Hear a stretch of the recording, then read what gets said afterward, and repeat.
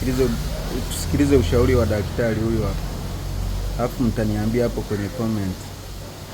Research zinaonyesha kwamba kwa wanaume, kadri unavyotoa shahawa mara kwa mara ndivyo inavyosaidia afya ya uzazi. Hakuna faida ya kuhifadhi shahawa kwa muda mrefu.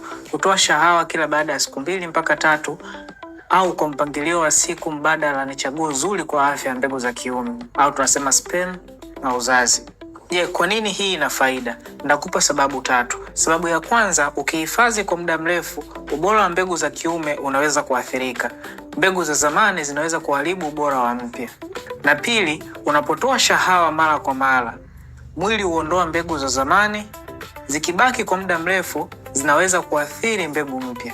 Na 3, kutoa shahawa mara kwa mara unaweza kuboresha ubora wa DNA ya mbegu za kiume, na hii ni muhimu sana katika utengenezaji wa ubora na kiini tete, au tunasema embryo.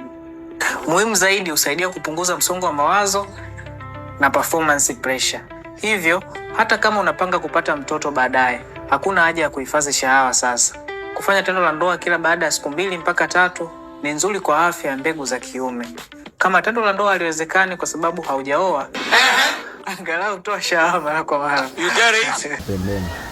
Sasa utachagua utumie hiyo au garamike wende kitambaa. Ni wewe tu.